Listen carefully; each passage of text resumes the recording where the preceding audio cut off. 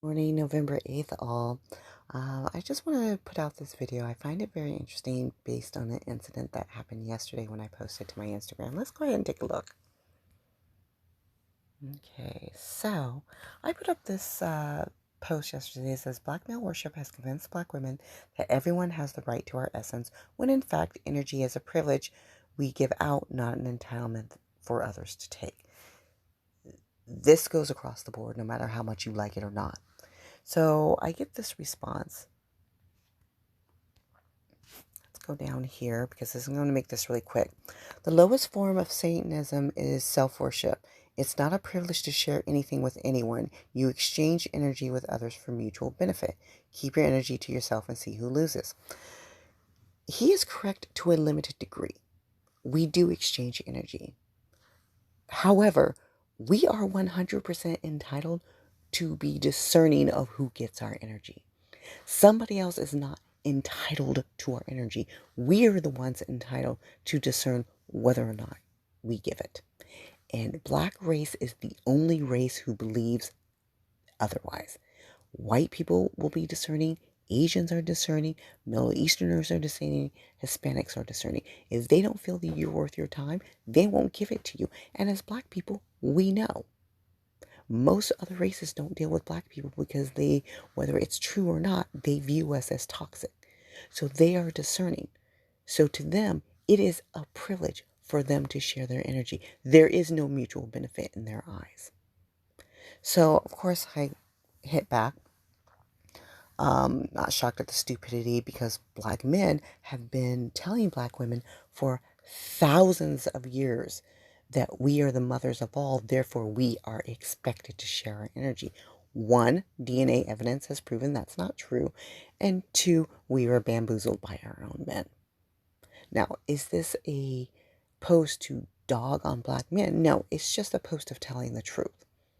Because my focus is to get Black women back into their energetic and powerful positions of who they are.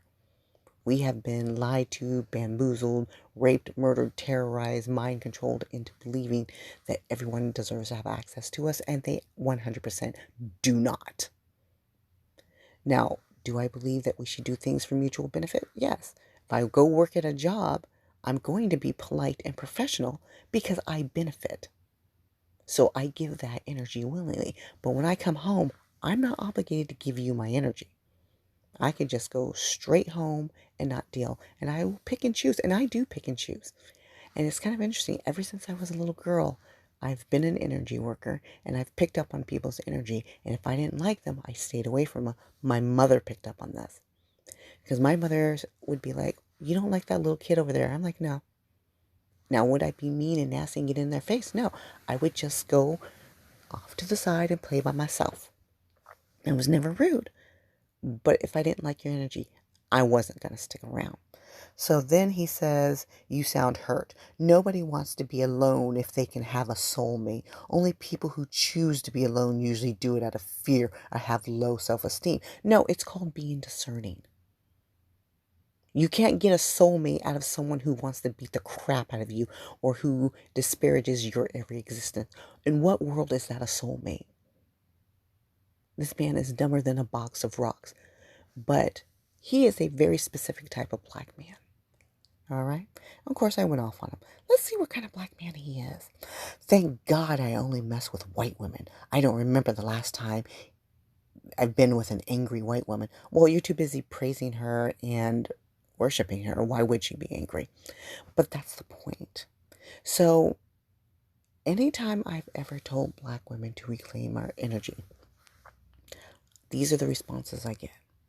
White women will always say, well, if you raise your vibration, your vibration gets your tribe, your vibe gets your tribe. You really should be open. Okay? Black men, how dare you? You're going to be alone and lonely. You're bitter. You're angry. Wait a second. Why am I bitter and angry for being discerning? That's why I only deal with non-Black women. Okay, great. If those non-Black women make you happy, a Black woman reclaiming and protecting her energy, which I am obsessed with Black women doing that, should not be a bane of your existence. But it's always black men specifically that interracially date. Black men who date black women don't seem to have a problem with that.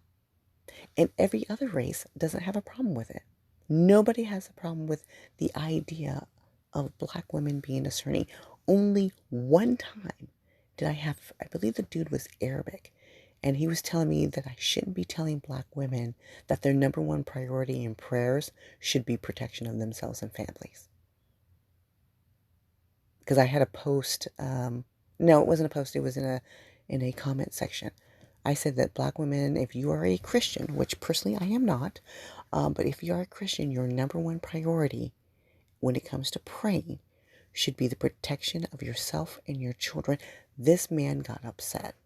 This is the only time someone who is non-black had the same reaction as an interracially dating black man. And you have to start questioning why. Why don't people want black women and children to be protected? Don't deal with people who are against you being discerning and against you protecting you and your loved ones. There's something not right with that, and it's what Christians would call demonic. Because if everyone else is allowed to pray for protection, which they do, white women pray for protection, Asians, Hispanics, Middle Eastern women, they all pray for their family's protection. Why can't black women? So I think it's very important that I had that post up. And I'm glad that someone, you know, put his real natural energy out there. And let me tell you, as far as things going, I don't have to look for a job. I'm starting a business. I'm manifesting stuff within 24 hours or less. I mean, things just are popping off for me because I'm not going to just sit here and do nothing for a year and a half, 2 years. I'm going to start a business. And I've been working on that and manifesting. I use the law of assumption. So if you want to know how to use it, let me know. Very easy to use. And let me tell you, stuff is popping off. And that's what reclaiming black women energy, black girl magic, and being discerning about your energy does. It puts you in a higher, elevated, happier place. So today's Monday, November 8th. I've got to get going. It's very, very early morning on the West Coast. And y'all have a very lovely day.